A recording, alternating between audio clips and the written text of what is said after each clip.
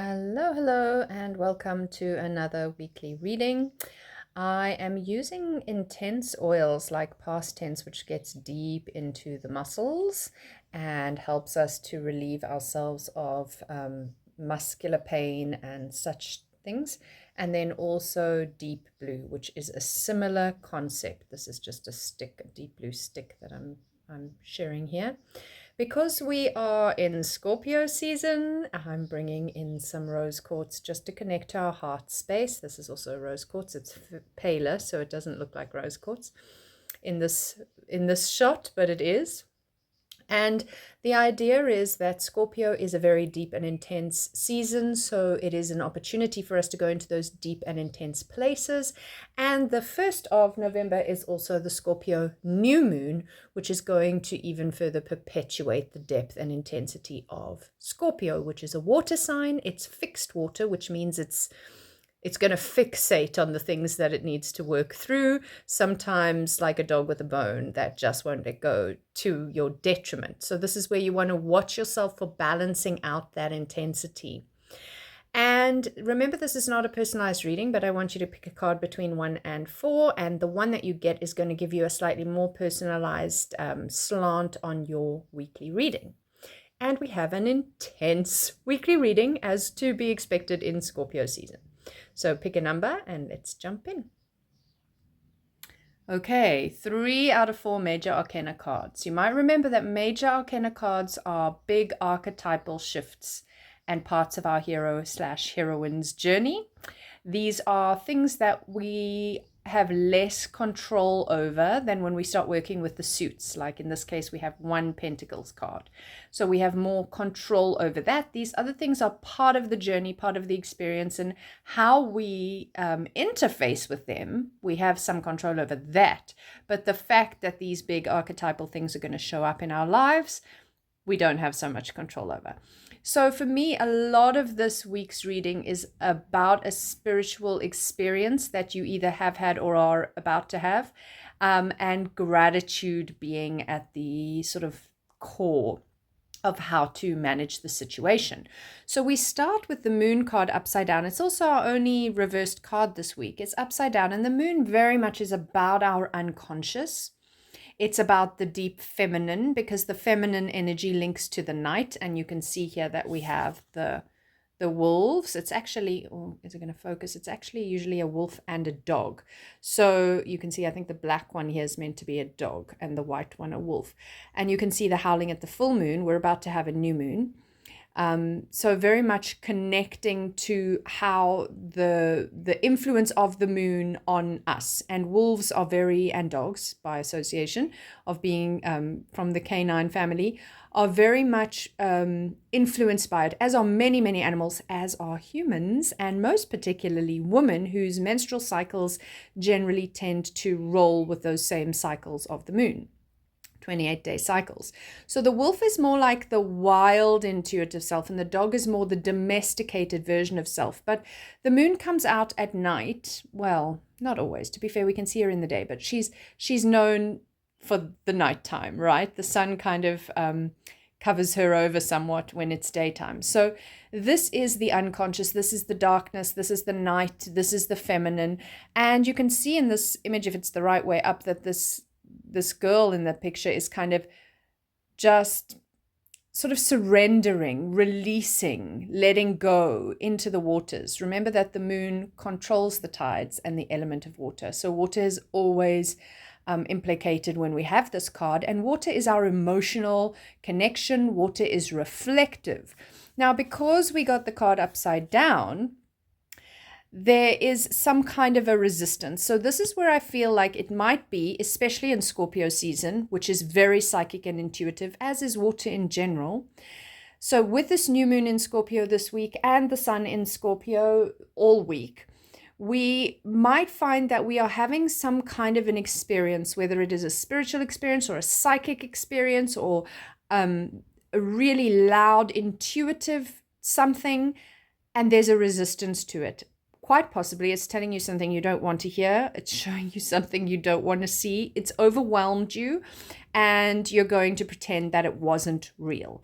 And that's easy to do in the unconscious realm, because a lot of psychic, intuitive kind of stuff, it's not like balancing your books. It's not black and white. It's not always clear.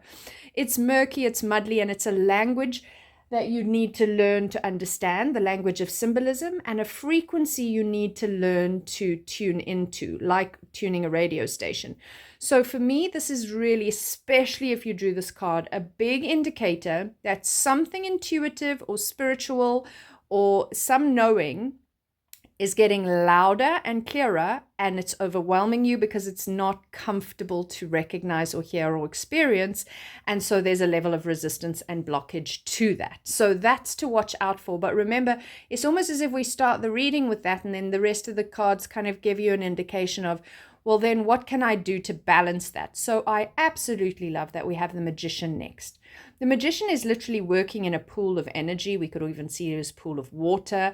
You can see the infinity symbol not only on the hood of his or her, and you can see this is a very androgynous image. It can be either hood on their outfit, but also in the way that the energy is flowing. One hand is sending, one hand is receiving, creating this kind of infinity circuit. There is a deep focus. You can see the bright energy coming from the top. So this person is accessing universal energy and learning how to alchemize it. This is extremely manifesty. So whatever there is the resistance to in the Moon card, when we get to the Magician card, the option for us to choose to alchemize this, to take this experience and turn it into something that we can really use for the positive, to manifest the life of our dreams.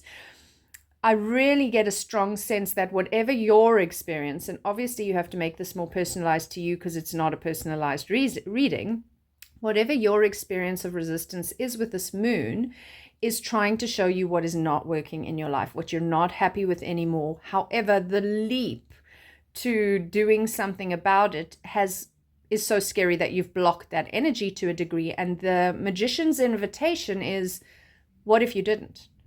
What if you started working with that energy? What if you started dreaming of something different? What if you started shifting? And that doesn't mean, for example, you leave an unhappy job or a toxic relationship or anything huge like that. It doesn't mean you have to do it overnight. But what if you stopped resisting? And what if you started alchemizing and manifesting something better? So that is something that you really have the power to lean into, most particularly if you chose card number 2. This is going to be a focus for you, but for everybody. And then we've got the 7 of Pentacles. This poor little guy is the only minor arcana card, like surrounded by major arcana cards. And this is very much saying, okay, slow down, manage your energy, manage your expectations. In order to reap those rewards, you need to still fertilize your dreams. You need to still water your dreams. You need to still plant your seeds. Otherwise, you will have nothing to tend to pick the fruit from. So this is the reminder that you're doing great. You're on track. You're doing what you need to do, and you need to keep doing that. However, you are still within this process. You are not yet manifested into, let's say, the 10 of Pentacles by this particular conversation, which is very much that materialized, so manifested, happy, stable environment. Okay, this is saying you're on track for that, but you've got to keep doing the work. So again, am I on track for the life that I want? Am I on track for the dreams that I want? Because if not, I've got to do some pruning. I've got to do some new seed planting. I need to keep moving forward, but I need to manage my energy. And Pentacles always talk about sustainability and practicality, which isn't necessarily fast. You know, you can't see when you plant a seed anything happening above the soil for a while. And it's easy to think that nothing's happening, but what you don't realize is that husk of that seed has softened, and shoots have been going down and turning into roots, and they are getting embedded enough as it begins to then shoot upwards. And finally, we see a tiny little lime green prick popping out of the ceiling. the ceiling, the soil, and then it becomes two little leaves, and still we don't know what's happening. And it's a process. Certainly for that tiny little sprout to become a tree would take many, many years. So don't forget that just because you can't see what's happening doesn't mean nothing's happening. Okay, and that's very important in manifestation. And this seems to be a very manifesty kind of reading. So if you are working to manifest something new in your life, to manifest dreams that you feel like you've been working at and working at and working at and nothing's happened and you're ready to give up, this card is a reminder to not give up. And then our last card is the Judgment card. And Judgment is 20, and the final card of the Major Arcana is 21, the World. So this, again, is right near the end of a journey. 7 is a few off 10, but it's near the end of a journey. We also have right at the beginning of the journey in this card. So what you're kind of seeing is that there are always times of planting seeds whilst we're reaping rewards. We are never in just one space at one time. Alas, it's not that cut and dried. Life's a little more nuanced and complicated than that.